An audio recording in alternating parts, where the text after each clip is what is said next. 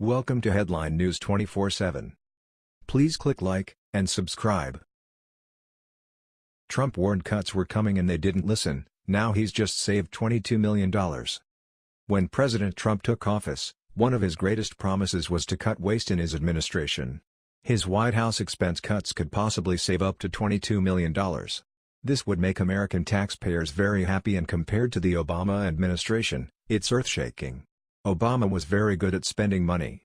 Trump is good at cutting costs, and when he has to spend money, he does it wisely and with offsets. Since coming into office, President Trump has donated his salary to U.S. departments and agencies. For example, he donated his fourth quarter 2017 salary to the Department of Transportation, according to USA Today. The rest of the Trump family is also leading by example by foregoing their salaries. First daughter and presidential advisor Ivanka Trump and son-in-law senior advisor Jared Kushner both refused a salary. Trump has also worked with the First Lady and has cut her staff as well, thereby saving more money, according to Forbes. Melania employs 10 staffers as opposed to Michelle Obama having 24. Those Obama staffers were paid a total of $1.6 million in 2009. Trump has had big reductions in other areas, including the absence of czars and expensive fellows. The left complains that Trump is not filling position vacancies. That is by design. He fills those positions that are necessary and have merit. The others he allows to atrophy and go away simply by not filling them, thereby saving that money. Trump has 95 fewer employees than former President Barack Obama's 2010 White House. So far, Trump's frugal ways have already saved taxpayers $11 million, according to Forbes, and he's on track to save $22 million as stated previously. The highest-paid Trump staffers are his 23 assistants to the president, or high-level staffers, including Sarah Huckabee Sanders, John Bolton, John Kelly, Larry Kudlow, Steve Miller, and Kellyanne Conway. They each make $179,000 annually. But unlike Obama's staffers, they don't magically become millionaires while on the White House payroll. Funny how that works, huh?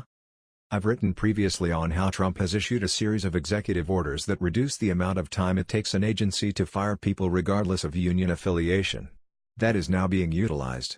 No longer does a government worker have a job whether they should have one or not.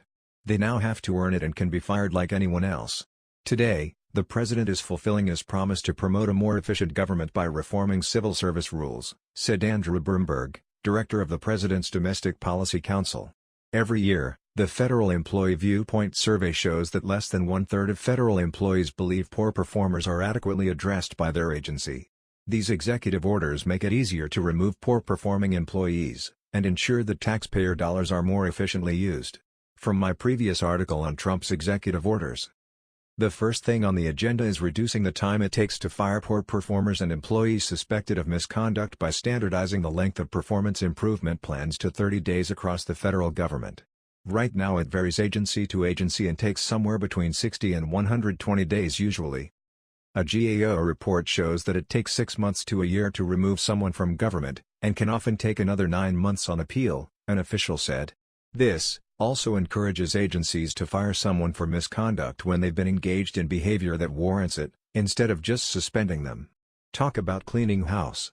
The official said the administration would also make performance a more important factor than seniority when agencies undertake layoffs. According to DML News, the second executive order directs federal agencies to renegotiate contracts with unions representing government employees so as to reduce waste. The anonymous administration official expressed hope that, for example, agencies could stop having to pay expenses on both sides when unions undertake appeals on behalf of fired workers. The third order aims to cut down on official time, in which government workers who have roles in the union, like helping colleagues file grievances, are allowed to perform those roles during normal working hours for which they draw their usual salary. An analogous concept exists for private sector unions. The order limits official time to 25% of their hours during the year.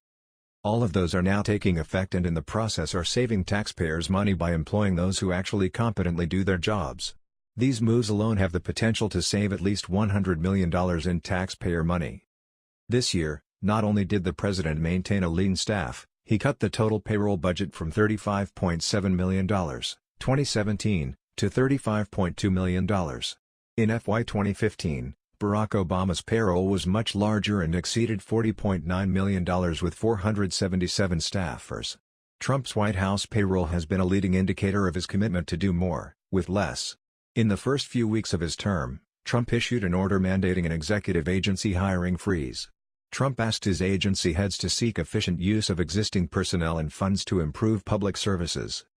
The media is also constantly crowing about Trump's legal problems, but White House payroll shows no evidence that the president is using taxpayer dollars to lawyer up. In fact, the number of lawyers on staff remained roughly the same at 32 this year versus 33 last year. President Trump's personal moves in his administration are an indicator of how he views and is working on the entire federal government and what he plans to do to help America. He's cutting waste and costs, while improving trade and income. He warned everyone he was going to cut waste, and that is exactly what he did. But he's also put forth a booming economy and stock market, record low unemployment, and he's bringing back a ton of jobs. Trump keeps his word and America is thriving because of it. He is the antithesis of Obama. That was the news. We thought you might be interested in knowing about this. Please click like and subscribe. Thank you.